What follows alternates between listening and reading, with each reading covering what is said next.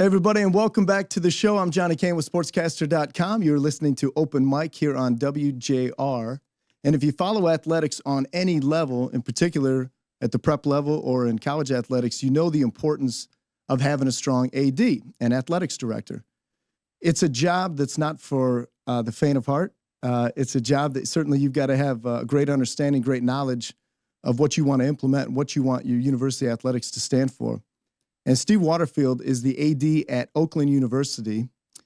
And he spent some time with Giovanni Moceri, a former student from Oakland University, and they talked about all that goes into being a Division I athletic director.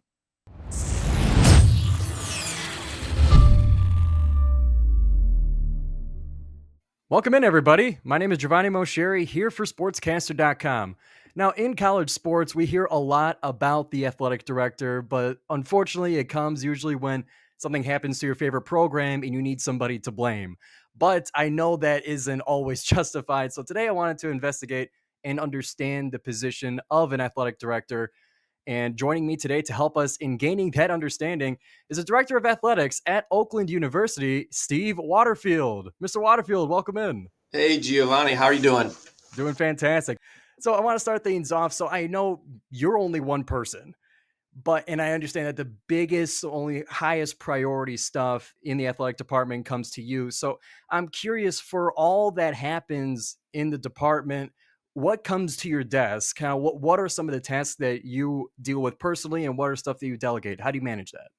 Yeah, so I have a great senior staff and great coaches. And so, like you said, a lot of the day-to-day stuff falls under the areas they oversee. It's oftentimes things that either I oversee directly, so I'm the sport administrator for some of our sports, men's basketball, currently women's basketball, tennis, baseball. And so things related specifically to those sports I'm going to handle. Maybe bigger picture governance issues, the House settlement, Horizon League matters kind of work the way up through me. And then just helping folks resolve issues that come up and just kind of thinking through strategically and figuring out how to help them do what they need to do and connecting them with people on campus or representing the department on campus at various meetings or events. And just today, I'm going to meet with a recruit from one sport. And then after this, I have a recruit from another sport. And so it's really, each day's different, but it's being the point person for the department, but also resolving things and helping other folks resolve things and move this forward. And for your schedule, like throughout the different seasons, how often are you meeting with the head coaches of each sport?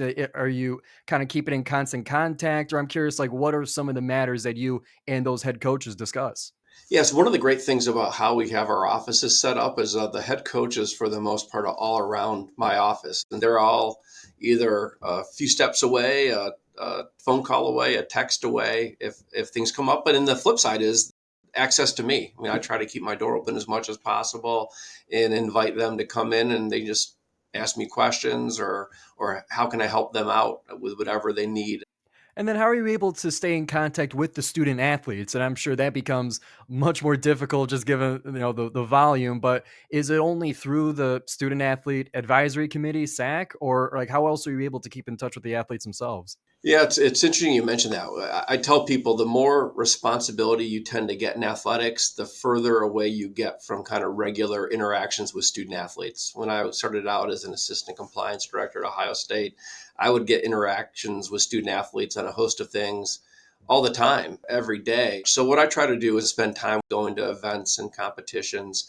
For the past couple of years, I've invited student athletes to meet with me, to just as a meet and greet, 15 minutes, and as their schedule allows. It's some of the most enjoyable parts of my career, just getting to spend time with student athletes and getting to know them outside of what they're actually doing from a sports standpoint.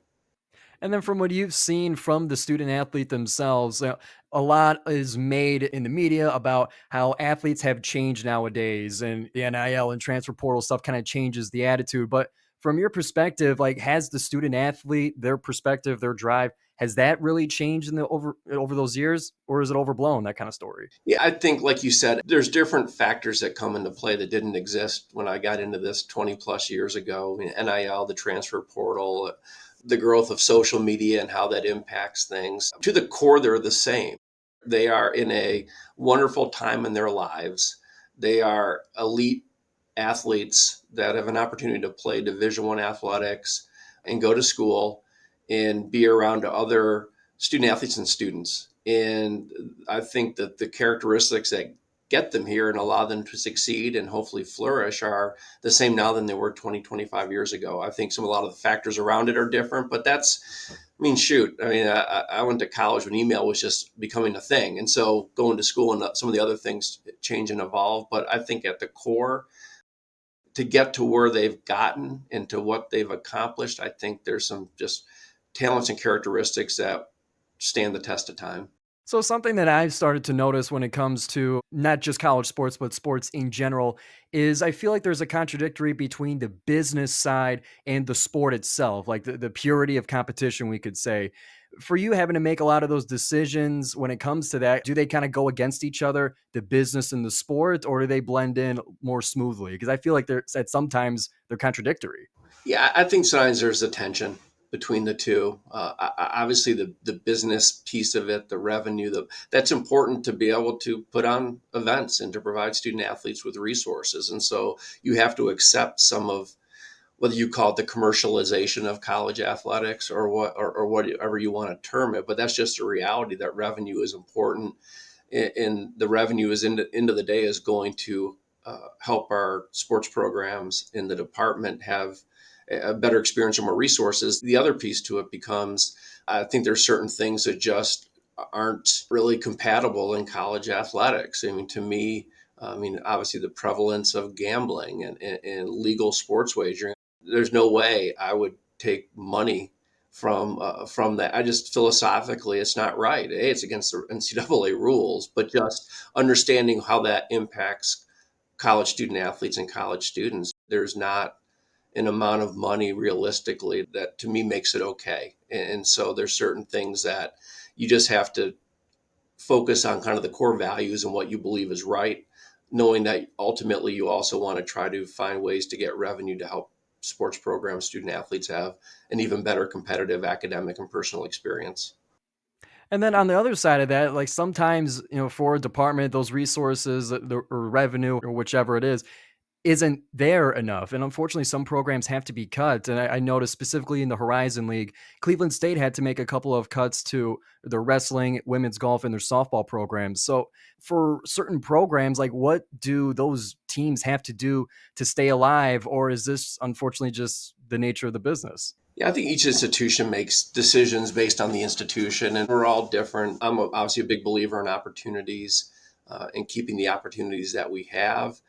So many of our sports programs have student athletes that pay a large portion of their own tuition, room and board to come here. And if you look at what the tuition revenue is being driven, it far outweighs the athletic scholarship piece of it because most don't get full rides. And so there's actually a net positive from a revenue standpoint by having student athletes. But you also, just with any kind of endeavor, you've got to be mindful of costs. It costs more to take a bus trip now than it did 10 years ago, even though you're taking it to the same place. And so you have to grow revenue, but also be sensitive to how do you build a schedule? How do you focus on the things that are going to have the most impact for the student athlete experience? But to me, reducing opportunities for people to go to school, compete in Division I, and have, I guess, a great opportunity to get a degree. To me, you want to have as many of those opportunities as possible. And when you eliminate sports, it obviously undercuts those opportunities. And I want to bring this to a more positive note before we finish up here. There was a recent hire in Oakland University athletics, Keisha Newell, for women's basketball. It's the first hire of a basketball coach Oakland's had in the past 12 years. So I'm curious for the process of acquiring a new coach. How does that work? What's the interview like? What are some of the things that you were asking and trying to figure out to ultimately lead to Coach Newell's hire? Yeah, I think with every head coach search, at least the ones that I do, you start out with a group of candidates and you just vet it. And to me, you cast as wide a net as possible and see who's interested in the position, see who may be interested. And you start with that process and just have initial conversations with candidates. And you just kind of ask, at that point, it's almost as much answering questions that candidates have because they need to learn about Oakland. They need to learn about me. They need to learn about the opportunities. And so it's answering questions, but also just trying to get a general sense of their overall vision. Pick the sport. In this case, it was women's basketball. So you start with that, and slowly that group kind of, you got to narrow it down because you can only hire one person. And although there might be a lot of great candidates, in this case, there were a lot of strong candidates, in my opinion. You have conversations about, okay, what's their approach to recruiting, to building teams, offense, defense? How would you build out a staff? What do you do from a student athlete development standpoint? What are the recruiting pipelines? What situations arise that can be challenging, and how have you addressed and dealt with them? And so you kind of go through that process and learn about them. And ultimately you look at factors that you think are important for success at this specific institution. And end of the day, and very excited to get Coach Newell here, you decide who is, in your opinion, the best candidate for the job now and into the future. Well, thank you very much for your time, Mr. Waterfield. Hopefully for us watching, get a better perspective as to the thought process and the decisions made by athletic directors. It's a lot on your plate, and it's a difficult job, we know for sure. So I hope those at home get a better understanding of what kind of shoes you're in. Yeah. Hey, Giovanni, I appreciate the opportunity. And I mean, I'm blessed to have a great job. I tell folks all the time, this is a wonderful job, and it's great to be the AD at Oakland University. Excited to talk with you to kind of shed some light into what a day looks like. That was Steve Waterfield, Oakland University AD, interviewed by former Oakland University student Giovanni Moceri, who's with Sportscaster.com.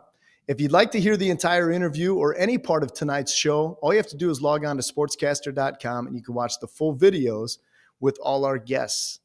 When we come back, two members of the Sportscaster program who work in tandem, Cooper Schoenberg and Carter Lutz, offer up their opinions on the 2025 NBA playoffs. Stay with us.